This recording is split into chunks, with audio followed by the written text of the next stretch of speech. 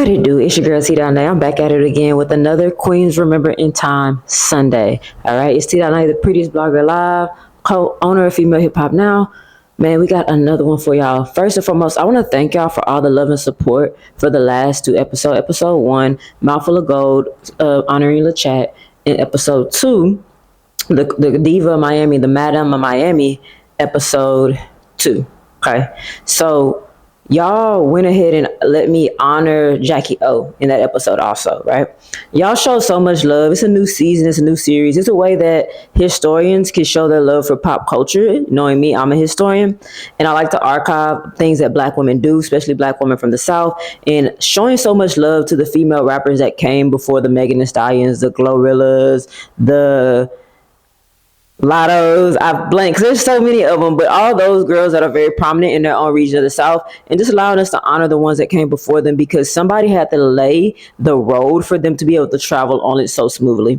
So thank you for watching episode 1, which is honoring LeChat, Mouthful of Gold, and episode 2, honoring Jackie O and Madam of Miami 305. Shout out to them, all right? We are going to do another episode 3, right? And it's going to be called The Queen of Memphis. If y'all don't know, R.I.P. Lola, aka Gangsta Boo. All right.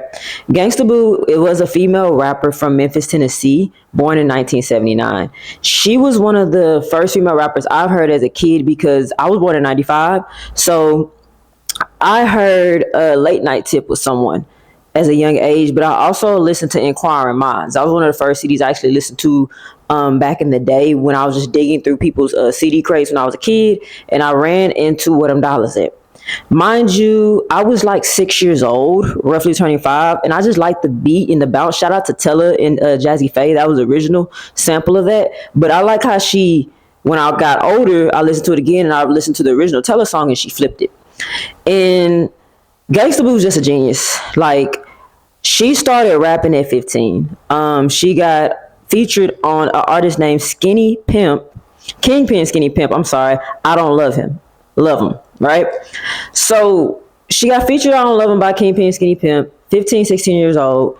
And she just really laid her foundation at an early age. All right. Then Gangsta Boo got acquainted with 6 Mafia members and signed to Hypnotize Minds. So imagine you got Gangsta Boo, DJ Paul, you got Skinny Black, you got Juicy J, you got Lord Infamous, you got LeChat, all just making 5 music together. Mind you, DJ Paul and Juicy J producing. Like, you got a powerhouse in Memphis, right? And she was a part of that, the first female a part of that, actually, right? And so that just laid the foundation for her in hip hop. Gangsta Boo also helped come up with a new subgenre in hip hop called horrorcore. Memphis was different from what the other 2 coasts of hip hop were like, and I'm gonna backtrack. We're still gonna talk about horrorcore, but this is how it kind of came about because Memphis was Southern, but they wasn't like H-Town Southern, but they wasn't like Atlanta and Miami based Southern. They was like their own little secluded thing, and so, like, a lot of locals in Memphis say it's like a dark energy in Memphis, which is not necessarily bad, but it's just like a dark energy in Memphis. It's like 3-6 Mafia really captured that dark energy, right? Before they made crunk, they had horrorcore, so they're kind of responsible for 2 subgenres, right? And so Gangsta Boo was like the witch of it. Like, she called herself the witch. She has an album in 2014 called The Witch, and she played on that so well as a female rapper. She kind of did what I would like to call Black Gothic. Because it was so spooky and so crazy and the things she would talk about, but at the same time she was also talking about beating the bitch ass, which was crunk music, tear the club up, crunk music. And so Gangsta Boo's sound just really, she's a pioneer of Southern female hip hop, and I dare to say she's a pioneer of female hip hop because the things that she did is duplicated a lot. Like, Where Them Dollars At, they sampled that so many times and it's still able to be sampled right now. That, man, it's crazy how amazing that she started off in her career very early. Starting off in her career, one of my favorite albums is called Inquiry of Minds. And, man, that album is classic, right? Because it has Where Them Dollars At on it. It has Where Them Dollars At on it, right? And it also has, I'm looking at my notes, y'all. Y'all know I keep my notes to make sure I got my facts straight. It has Suck a Little D, right? I'm not gonna say the words, I don't get flagged, but she had that, right? And then she had Oh No, which was very like a crunk song, right? And so the mix between that horrorcore and that crunk, like I put Gangsta Boo on my gym playlist because I really, man, that album's so good. Like y'all go back and listen to Inquiry of Minds. Cause man, that album 2001, like it laid the foundation. Mind you, her and LeChat dropped the same year. So imagine getting LeChat or Gangsta Boo the same year, and you, man, turn. I'm telling you, 3 6 Mafia had it turn. All right. Then she drops another album called Both Worlds 69. I love the cover of that album. I want to pause and talk about Both Worlds 69 because it shows like one part of the cover, her being like real soft, and the other part like in all dark clothing, and I like that.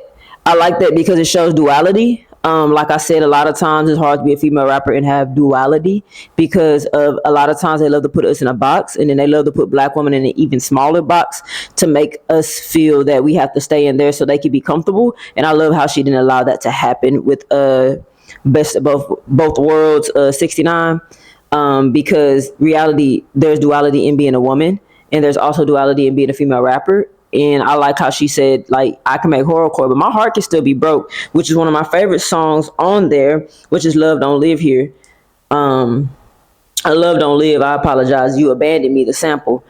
And I love that song because it talks about how, like, a lot of times us as female rappers, not us as female rappers today, love to talk about, I'm playing these dudes, I'm doing them dirty, I'm treating them like this, woo, woo, woo, because they did that to you first, right? Or men were talked about doing that to women first. And they're trying to flip the script. But she's also letting people know that, hey, I could fall in love and be hurt, right? And if the love don't work out, I feel abandoned. And having those feelings and putting that in music, coming from somebody that makes horrorcore and crunk music, but having that duality was beautiful. So I really like that album. Not as much as Inquiring Minds, but I do love Both Worlds 69. One of my favorite albums. I actually need to get the physical copies of both of those, right? Then she got Mask to My Face, another crunk song, and then Hard to Kill. I like that song too. So Gangsta Boo first 2 albums were classics, I dare to say. Very good staples in the 3 6 Mafia, Hypnotized Mind family. Shout out to Project Pat. I did not say his name. I don't want to act like Project Pat. Like, yeah, like all that. But back to Gangsta Boo. But her style to me is one of the most duplicated, and that's funny how I say Project Pat. That's a part of Hypnotized Mind, because I think if Project Pat flow is one of the most copied and inspired for Southern hip hop in today's music, I think Gangsta Boo's flow is too. Right? And I say that because the way she rapped in her voice, like Late Night Tip, I think people have copied that Late Night Tip flow from her so well, and the emphasis of the verse so well from her, is like she doesn't get that credit. She just doesn't get that credit. That tough girl act, like her and LeChat made the gangster female rapper like whole aesthetic. Like they got that down. Like the girls that don't want to give credit, like there would be no gangster female rappers without LeChat and Gangsta Boo. But without Gangsta Boo, like for real, and just being able to be soft with it too, I feel like that's Gangsta Boo's whole aesthetic that girls are copying and they don't know they're copying. Cause she was fly with it for sure. She's inspired so many female rappers like Princess and Diamond off of Crime Mob. She's done a feature with Lotto and Glorilla called FTCU. I like that song a lot. She actually did that one shortly after she passed away. Before she passed away, I'm sorry. And Gangsta Boo is just so dope. Like she has so many other albums. She's worked on albums with B King, RIP B King. She's done some tapes in up until about the pandemic. She dropped a single in 2024. I haven't listened to it yet, but I need to go back and listen. If I have a favorite 3 6 Mafia member, it's Gangsta Boo. My second favorite is LeChat. But it's going to be the women because I can relate. I love their music. I love how they were just willing to be hard, because coming from the South, you kind of got to be a little bit hard. The boys kind of, it ain't like being on the East Coast and the West Coast when dudes just sweet on women. Boy, you got to hustle like a man down South to really make your way out here, because you could be fine. If you too fine or you fine and green, you're going to be I can't say what I want to say, but if you fine and green, you're gonna be messed up in the head, and dudes gonna, yeah.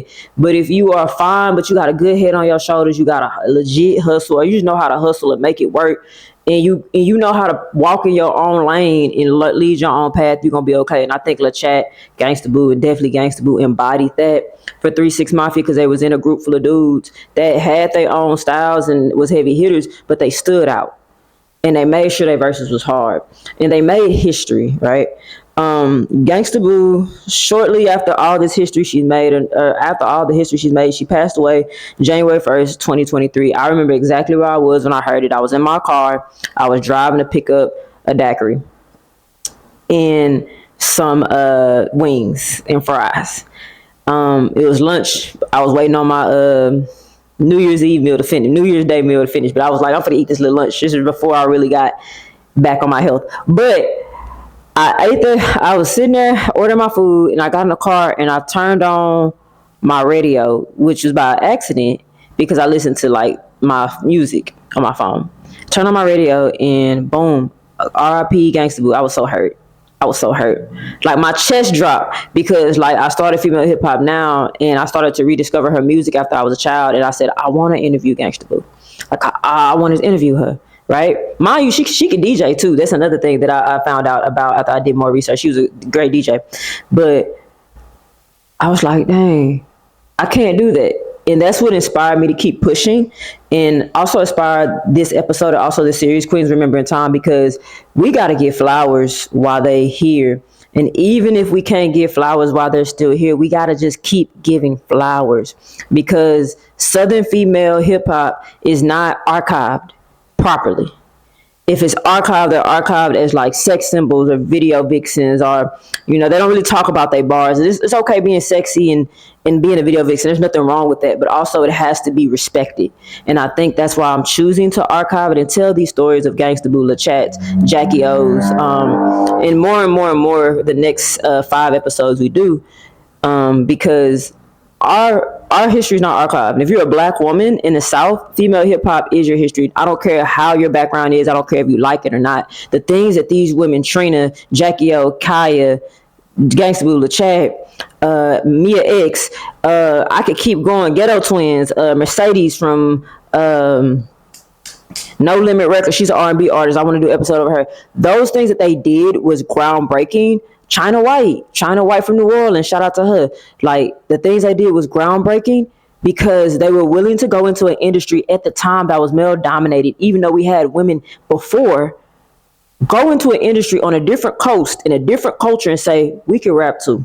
And we're going to be fine as hell doing it. And we're going to be fly as hell doing it. And we're going to expect these niggas to respect us just like you respect them dudes on the mic. And so I'm on a tangent, but that's why I wanted to really make this for Gangsta Boo. Let's make sure we honor her. Let's make sure we stream her music. Let's make sure we support the things she did. Let's make sure we post beautiful pictures of her and just, continue to give flowers to the people that are here and continue to put flowers on their graves, because they gone, but she's not forgotten. She's forever influenced and her legacy still lives on. Gangsta Boo.